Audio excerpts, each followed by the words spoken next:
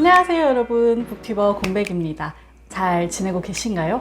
최근에 날이 정말 부쩍 더워졌죠? 자, 오늘은 제가 최근에 읽은 에세이 3편을 들고 돌아왔습니다. 우연찮게 이 3권을 연달아 읽었는데 읽어보니까 한 가지 공통점이 있더라고요. 바로 읽고 나면 뭔가가 쓰고 싶어진다라는 공통점이 있었습니다. 자, 글 쓰고 싶게 만드는 신작 에세이 3편, 어떤 책들이 있었을까요? 하나씩 보여드릴게요. 짠! 은유 작가님의 올드걸의 시집, 조안나 작가님의 슬픔은 쓸수록 작아진다, 이슬아 작가님의 심신단련. 자, 이렇게 세 책을 한 권씩 이야기해 드릴게요.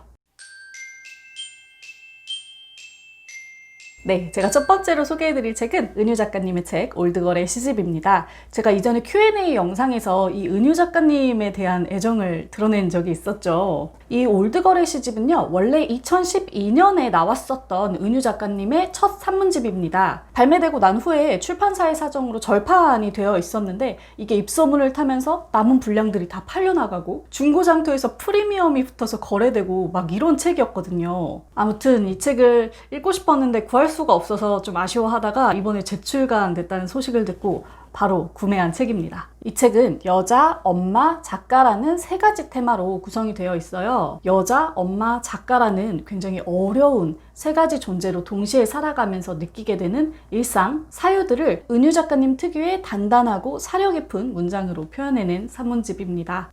특이한 건 각 에세이마다 그와 조응하는 한 편의 시들이 같이 담겨 있어요. 은유 작가님의 글도 읽고 또 새로운 시도 알게 되고 저한테는 약간 일석이조 같은 책이었던 거죠. 그 은유 작가님의 책을 읽다 보면 읽고 쓰는 것이 이 작가에게 얼마나 절실했는가를 느끼게 됩니다. 그 마음이 고스란히 전달돼서 저 역시도 읽고 쓰는 것에 대한 귀함을 느끼게 되는 것 같아요. 특히 이 책이 첫 산문집이다 보니까 어떤 그 날것의 절절함 같은 게 느껴져서 읽다가 여러 번 울컥하기도 했고요. 이 책을 읽고 나니까 아무리 모자라고 서툰 글일지언정 뭐라도 쓰고 싶더라고요. 정말 뭐 일기라도 쓰고 싶게 되는 그런 책이었어요. 또 이 은유 작가님이 항상 묵직한 한방 같은 문장을 구사하는지라 저도 옮겨 적은 부분도 많았고요. 저에게 늘 좋은 동기가 되고 멘토가 되는 작가님의 책이라 오늘 여러분들께 이렇게 추천을 해드렸습니다. 그럼 다음 책으로 넘어가 볼게요.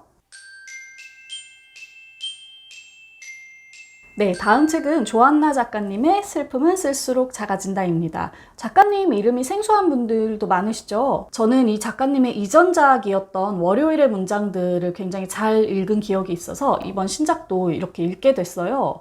이 책을 한마디로 표현하자면 이 책의 머릿말에 있는 그 문구를 빌려와서 설명해 드리는 게 가장 좋을 것 같아요. 읽어 드릴게요.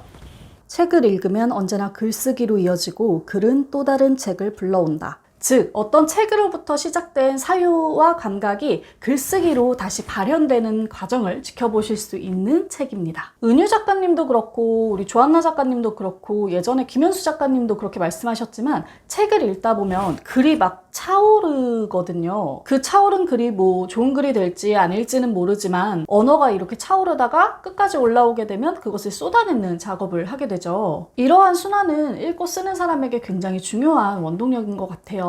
그 순환의 과정을 지켜보실 수 있는 책이 바로 이 책인 것 같습니다. 여자로, 엄마로, 작가로 살아가면서 쓴 문장 노동 분투기 같은 글이라는 점에서 앞서 소개해드렸던 은유 작가님의 책과 맥락을 같이 하는 부분이 있고요. 저는 아직 엄마도 작가도 아닌데 왜 이런 글들을 보면 이렇게 쉽게 동요하는지 모르겠어요. 아무튼 글과 책의 힘을 빌려서 고된 하루를 그래도 쓸만한 하루로 만들어 보려는 이야기, 슬픔은 쓸수록 작아진다 였습니다.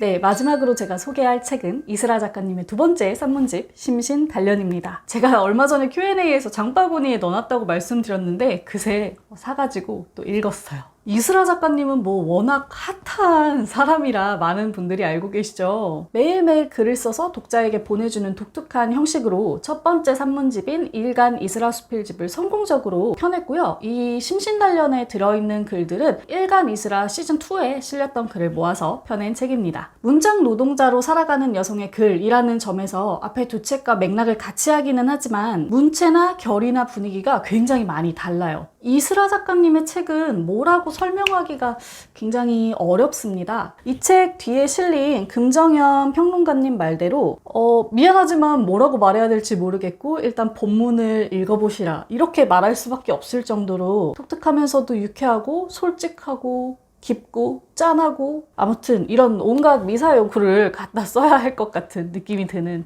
글이에요. 아마 이슬아 작가님의 다른 책을 읽어보신 분들이라면 제 말을 금방 이해하셨을 것 같아요. 정말 일상적이면서도 결코 일상적이지 않은 세상에 온갖 재밌는 일, 멋진 일, 어려운 일을 다 겪으면서 살아가는 것만 같은 이슬아 작가님. 이렇게 멋지게 살고 이렇게 부지런히 써야지 라는 생각이 들게 한 책 이슬아 작가님의 심신단련이었습니다.